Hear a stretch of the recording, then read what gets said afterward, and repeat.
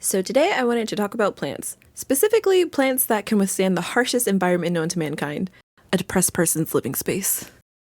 Let's talk about plants that can handle neglect as a form of sustenance. Any guesses as to what I have on the list? So when I say these plants have survived, I'm talking I straight up left my apartment for about 3 or 4 months at one point, and when I got back, they were still alive. And then when I got back, I was going through something, so they continued to face neglect and ultimately came out on top.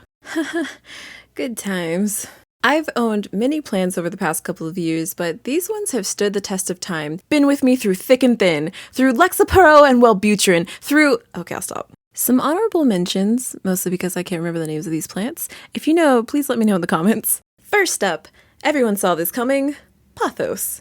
This first plant is probably on every list for good beginner plants, and that is rightfully so. My lucky plant, my money plant, my precious Pothos. You were the OG that started it all.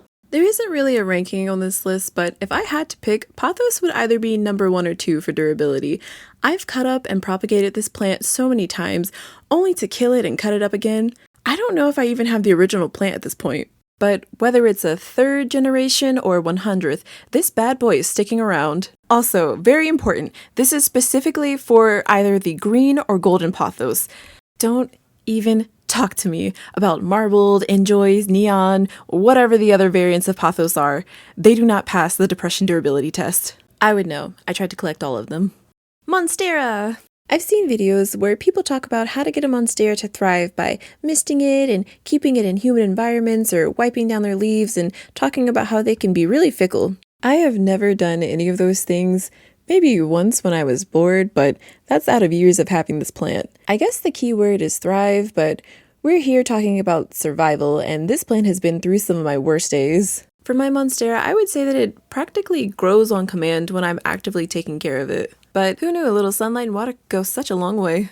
ZZ plant! I love this plant. I can only speak for the black variant, but when I said that Pothos would either be number 1 or 2 if I was making a list, that was because this bad boy was in the running. I haven't had this plant for as long as the others on this list, but it's been a few years now and somehow it found a way to stick by me.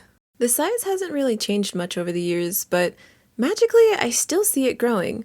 I know it's growing because the leaves will sprout as a vibrant green and then over time become a beautiful dark forest color. I highly recommend this one if you're interested in getting started with houseplants. Prayer plant. And the name is fitting because it is living on a prayer. So this plant, much like my Pothos, has died and revived multiple times under my care. I'll be 100% honest, I have never really looked at the care instructions needed for this plant, but whenever I start seeing the world through rose-colored lenses again, and I actually take responsibility for caring for my plants, I practically drown this one. In water, not love. Actually, I would highly recommend this plant to anyone who really likes watering plants frequently. Again, I can't speak to the general care instructions, just my personal experiences, but there have been times when I was watering this plant so much, with very little drainage, that I was worried it would get root rot, but nope, it never did. It just sucked it all right up like a champ. And flourished. Jade plant! Finally, my jade plant. I don't remember the last time I watered this plant. Honestly, most of the time I don't even remember that I own this plant, and it just kind of reappears into existence every time I'm getting ready to move apartments. In preparation for this video, when I was looking over all of my plants, I just happened to be moving boxes around, and there it was, hiding for God knows how long. Also, I think this might be a tree, but because of the sheer negligence I put this poor thing through, it's definitely going on the list.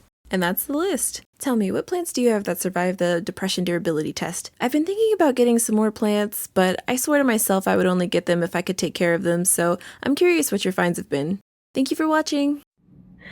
What? Oh my god, wait, it's dead. I thought I saw green. Damn it.